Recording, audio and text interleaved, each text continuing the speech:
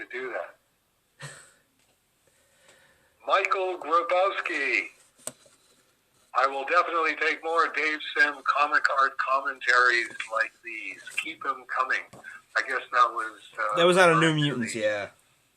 The New Mutants stuff. Okay, yeah, we were just kind of lucky to glom onto that. Like I say, Jeff Seiler asking about it, and me going, this is a very weird thing for Jeff Seiler to ask Dave Sim about, but it's got some sort of glamour attached to it that's saying, yeah, go, just do this. It might not be all the way over. Jeff is sending me a very high-priced hardcover that he ended up buying accidentally at the College of Comic Book Knowledge in Minneapolis. That's a Bill Sienkiewicz book that evidently has New Mutant stuff in it, and he's going to send it to me. I'm going to pay him back for it because it's I wouldn't ordinarily pay this much for a book, and I'm not happy paying this much for a book, but it just happened to, of course, take place when I'm talking about the New Mutant. So same sort of deal. I could look at the hardcover and go, I really don't have much to say about this. Doing all of this stuff about Bill Sienkiewicz, I dug out my Bill Sienkiewicz sketchbook that Fantagraphics Books did, and flipped through that and went, yeah, I don't know why. There's like a few pieces in here that do something for me, but not a whole lot of them. And I don't know if that was just the Fantagraphics boys picking stuff where they're not at all partial to Bill Sienkiewicz. So it's like, let's just pick a bunch of stuff and slap it between covers and make money off of this so that we can go and do real comics by people who do real artwork and write real stories. So I'll have to wait and see what whoever published this new book, this artist edition of Bill Sienkiewicz's stuff, to see if that floats my boat. And if it does, I'll do some scans out of there and talk about those, because it's definitely a lot of fun for Dave Sim to talk about Bill Sienkiewicz's work. So here's a question Dave might consider answering if it's not already in a commentary yet to be posted. Yeah, it seems like it's be pretty exhaustive. What's Tom Orzechowski's role in the look of these pages? Dave makes it seem as if Claremont placed the exposition boxes and dialogue / thought balloons. Would that normally be the letterer's job, the penciler's / layout / artist, or as Dave infers, implies, the authors? Orzechowski's letters had by this point long been as much an identifying visual element of Professor Claremont's X-Comics as any Byrne / Austin or Cockrum-styled art. So much so that I assume, in parentheses, infer with a question mark, that he could be trusted as much to make those placement decisions as Wein to make hers on the coloring.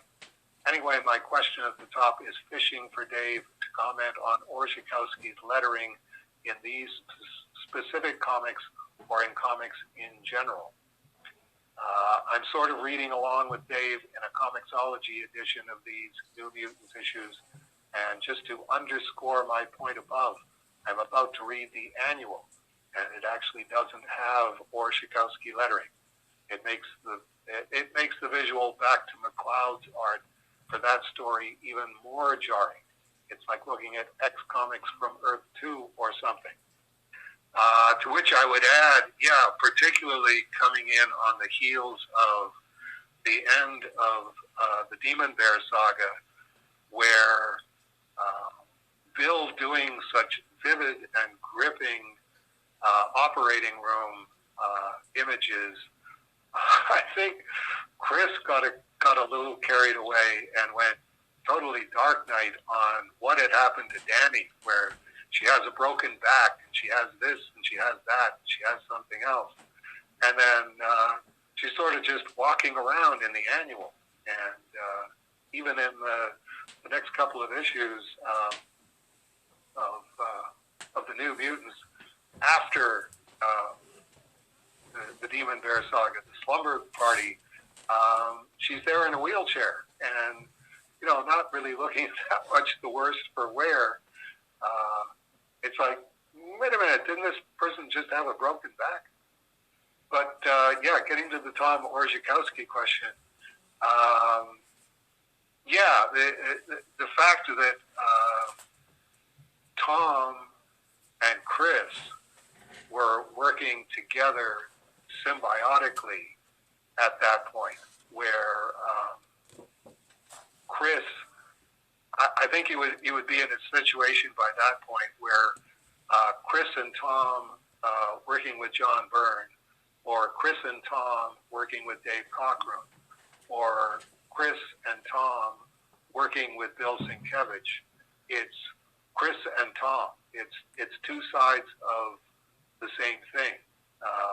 Chris, knowing how Tom letters, would probably be changing the way he letters on the pages to get closer to how Tom sees things.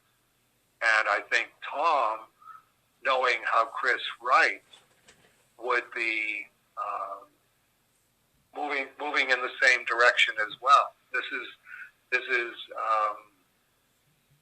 by that point, if Tom was lettering, excuse me, an X title, an X comic, and Chris was scripting it, they would just fall into the pattern they did working together. The same as a lead guitar player and a bass guitar player who play in the same band and have played in the same band for 15 years. They can play with whoever they want. They're going to drop into the pattern that they have with each other, which is going to be very different from the pattern that they have working solo. And yes, it's. I think that was a big part of the success of the whole X-Men franchise. Was let's keep these two guys together, and then anybody else coming in doing their own stuff, at least it's grounding it in the X-Men universe, in the franchise. It looks like a franchise book. And I think that would be completely unconscious. They may have had occasional conversations about it, but Chris, when he was writing an X title, I'm sure was picturing Orzechowski lettering even as he was writing it, and particularly when he was writing it on the page. Where does Tom put his captions? What sort of caption boxes does he use to convey different ideas? And I, not being a professional letterer, Chris would get to play Tom Orzechowski while he was doing that. Tom will make this look 100% Tom-like when he gets it, but I get to be Chris Claremont, Tom Orzechowski fanboy, and riff on it. So, Tom Orzechowski also did the lettering on Spawn 10, right? Did he, or was it Steve Olive? No, he's credited in the remaster as the letterer. Because this is hilarious to me, but I'm sure everybody else will be like, Matt, you're just being a dick. So, the 2021 Guinness Book of World Records came out, and I saw a copy at the store, and I went to the index, and I'm looking up the section about comic books, because I want to see the picture of Todd for, publishing 301 issues. And I get to the page, and there's no mention of Todd at all, but Tom has a world record for lettering 301 issues of Spawn out of 302 issues. And after the whole brouhaha about Todd beating your record, and it's not in the book, I just died laughing. Well, that's cruel. We got to give Todd the brownie points that Todd is entitled to. I totally give Todd the credit for, yes, he's published 301 issues to your 300. But at the same time, he made a big deal of it when he did it, and for it to not make the book, I don't know if it's in the book and just not listed as being a comic thing or what, but it just made me laugh. Yeah. Well, that's one of those things. I think Tom Orzechowski lettering that issue at that time would probably have been doing. Oh, wait a minute! No, Steve Oliff was the colorist. Yeah. Was Steve Oliff the colorist? Yes, Steve Oliff was the colorist. Yeah. I'm misremembering this.